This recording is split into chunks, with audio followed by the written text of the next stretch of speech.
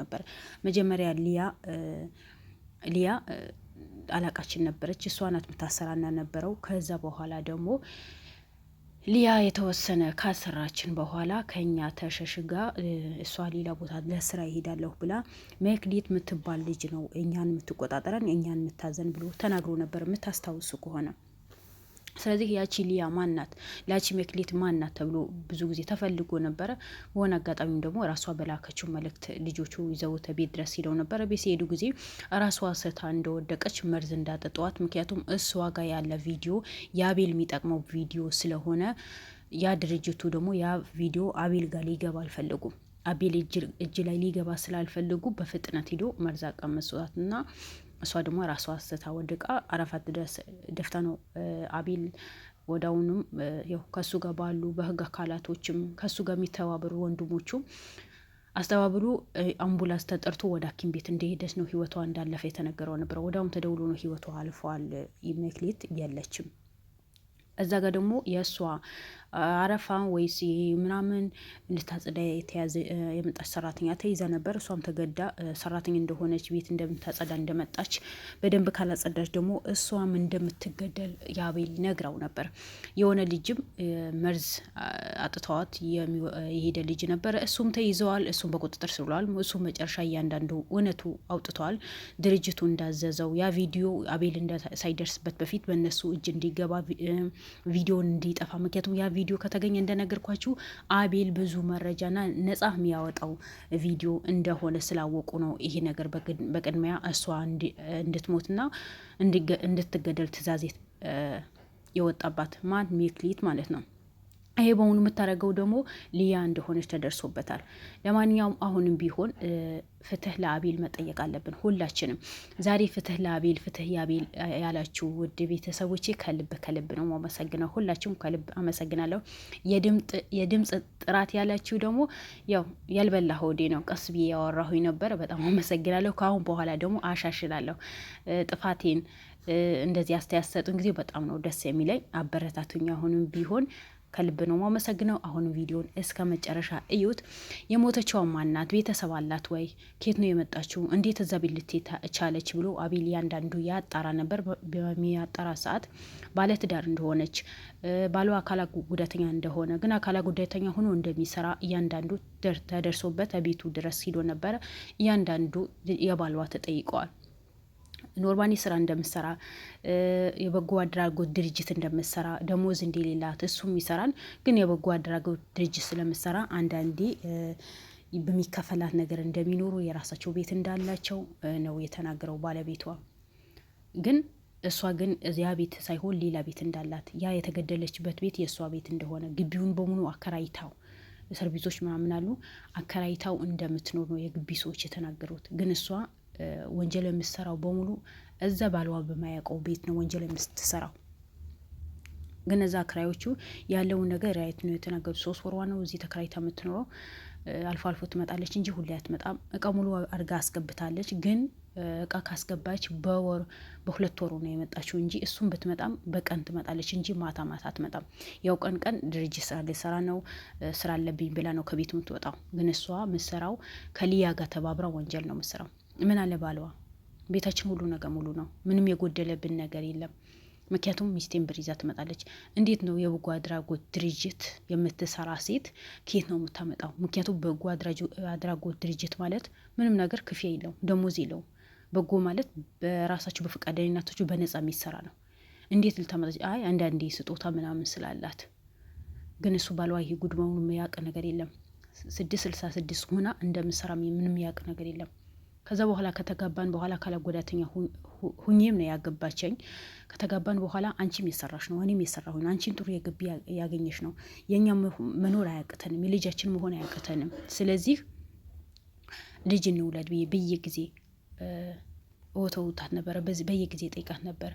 ቆይ ትንሽ እንስራ፣ ልጃችን እንደዚህ ሆነ ማሳደግ የለብንም ትለኛለች። አይ ልጅ መሆን አያቅተኝም፣ ልጅ የፈጣሪ ስጦታ ነው። ስለዚህ ልጅ መውለድ አለብን፣ ትዳር ውስጥ ከገባን በኋላ ልጅ መውለድ አለብን ብዬ በየጊዜ አስገድዳት ነበር። የሆነ ጊዜ ግን አርግዛ ነበር።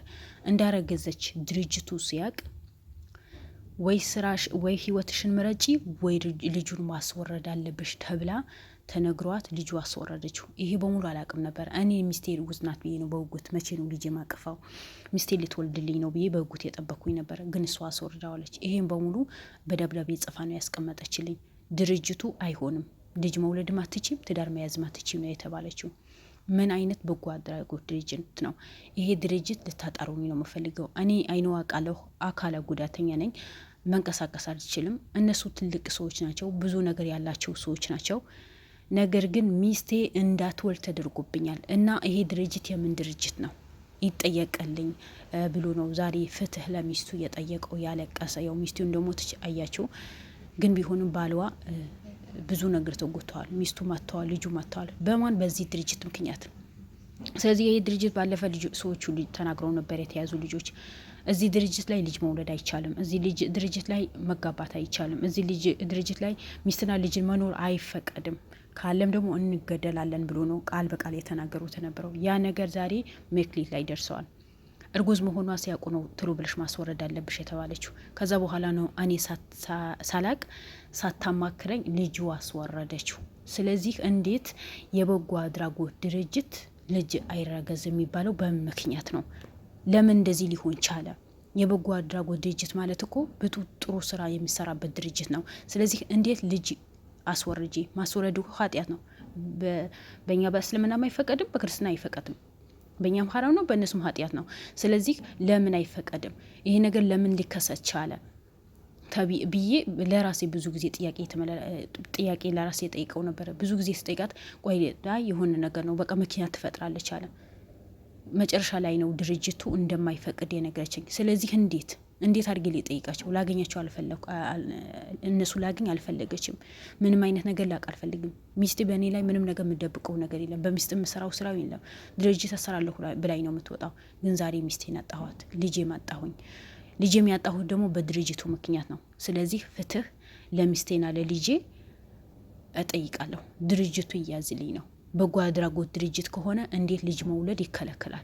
ምክንያቱ ምንድን ነው? እውነት ነው፣ ግን እሱ ሚስጥሩ አያውቀውም።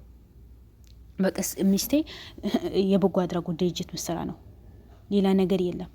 ግን 666 አምላኪ እንደሆነች አያውቅም። እሷ ደግሞ አቤል ለማጥፋት ነው ሆነ ብላ የተነሳችው ነበረው። አቤል ለማጥፋት፣ አቤልን መረጃ ለመያዝ፣ አቤልን ወደ ኋላ ለማስቀረት፣ አቤልን ሆኖ ብሎ ወንጀለኝ እንዲሆን በቃ ለምን አልታሰረም እኮ ነው። አሁን እዚህ ጋር እዚህ ማቿ ሊያ አልኩኝ ማክሊት ከሊያ ጎን የምትሰራ የዛ ድርጅት ዋና ማለት ናት። የዋናዎቹ በታች የሆነችው ተላላኪ ነበረች። ግን ትላንት አቤልን ከትላንት ወደ አቤልን ያ ቪዲዮ ለማቀበል እሷ ብር ለመቀበል ብላ ባደረገችው ነገር ህይወቷ አታለች። በአቤል ላይ ሆነ ብላችሁ የምትነሱ በሙሉ እንደዚህ ነው ዋጋ የሚያስከፍላችሁ። ምክንያቱም አቤል ንጹህ ጋዜጠኛ ነው። አቤል ንጹህ ህዝብ ነው። ህዝብ አገልጋይ ነው። ህዝብ የሚወደው የእናቶች የሚደርስ የአባቶች የሚደርስ የተበደሉ ሰዎችን ፍትህ የሚያሰጥ ለእውነት የሚሰራ ከህግ አካላት ጋር የሚንቀሳቀስ ለእውነት እንጂ ለውሸት የሚሰራ። ለምን ፍትህ ይጎልባቸዋል? ሰው በመሆኑ ብቻ መኖር አለበት። ፍትህ ያጡ ሰዎችን ፍትህ የሚያሰጥ ጀግና ጋዜጠኛ ነው እንጂ የሰውን ነገር ወዶ የሰውን ነገር ጥሞት ሰውን ገሎ የሰውን ብር መብላት የሰውን ላብ መብላት የሚወድ ጋዜጠኛ አይደለም። እንደዛ ነገር ቢሆንማ የት በደረሰ ስንት ነገር በሰራ። ግን እውነት ናት። እውነት ተደብቃ አትቀርም። በአቤል ላይ ያሰራችሁ ሴራ በሆኑ በራሳችሁ ላይ እንደዚህ የተገለበጠ ነው። እኔ መክሊት በሞቷ ምንም የምንጠቀመው ነገር የለም። ግን አንዳንዴ ሰውን ለመግደል ብለን ስንነሳ በቆፈርነው ጉድጓድ ራሳችን ነው የምንገባው። አሁን ሊያ ነው የቀረችው። ሊያው እንደዚህ በሆነ ምክንያት በአቤል እጅ ውስጥ ገባለች። እጁ ላይ ገብታ ይቅርታን የምትጠይቀውና የምትለምነው ጊዜ ቅርብ ይሆንልን። ይሄ ሁላችን እንደዋና የሁላችን ጸሎት ሊሆን ይችላል። አሁን ቢሆን ፍትህ ለአቤል ብለን በኮሜንቱ ልቅልቅ ማድረግ አለብን። ፍትህ ለአቤል ማለት አለብን ሁላችንም። ለምን አቤል ምንም በማያውቀው ነገር ነው የተከሰሰው። ግን እውነት እንደዚህ ትወጣለች። ገና ይወጣል። ገና ሊያ ትያዛለች። ምክንያቱም ማክሌት የሊያ ተባባሪ አይደለችም። ማክሌት ሊያ አቤል ቤት ሰራተኛ ልትቀጠር ስትገባ እኮ ነው ማክሌትን ቀጥራ የገባችው። በእሷ ቦታ ማክሌትን ተከታኮ ነው አቤል ቤት የገባችው ስራቸው ሊሰሩ፣ አቤልን ለመጥመድ፣ አቤልን ለመግደል፣ አቤልን ወደ ኋላ ለማስቀረት። ስለዚህ ዛሬም ነገም ሆነ እኛ አቤልን የምንወድ ሰዎች በሙሉ ፍትህ ለአቤል ብለን እንጠይቃለን እንጂ ፍትህ ለሊያ ብለን ምን የምንጠይቀው ነገር የለም። ሟቿ ደግሞ ለቤተሰቦቿ መጽናናት ይስጣቸው። ግን ስራው ነው። እኔ ያሳዘነኝ ባሏ ነው እንጂ ማንም አይደለም። እኖራለሁ ባለበት ሰዓት ጉድ ሰራችሁ። አንዳንዴ ወንጀል ስንሰራ ጊዜ ጥሩ ነገር የሰራን ይመስለና ራሳችን ያልሆነ ቦታ እናገኘዋለን። ጥሩ ነገር ሰራሁኝ 15 ሚሊዮን ብር አገኛለሁ አቤል ይከፍለኛል ብላ ተዘጋጅታ በባልዋ ተደብቃ ሌላ ቤት አዘጋጅታ ፈርሻ አቤልን ስትጠብቅ ግን ሞት ቀደማት። እንዲህ ነው። በህይወታችን ጥሩ ነገር እንስራ እንጂ መጥፎ ነገር ለመስራት መሽቀዳደም የለብንም። ጥሩ ነገር ለመስራት ነው መሽቀዳደም ያለብን። ማንም ሆነ ማንም ሰው እኩል ነው። ሰው እኩል በመሆኑ ነው ማየት ያለብን። አንዱ ሀብታም ነው ማክበር፣ አንዱ ድሃ ነው መጥላት የለብን። ሁሉ ሰው በመሆኑ ብቻ ነው ማክበር ያለብን። በሀብትነቱ ምንም አይደለም። ሁላችንም እንሞታለን። ሁላችንም ሞት ቀማሽ ነን እላችኋለሁ። ፍትህ ለአቤል፣ ፍትህ ለአቤል በሉ። ባይ ባይ። ወዳችኋለሁ። መልካም ምሽት።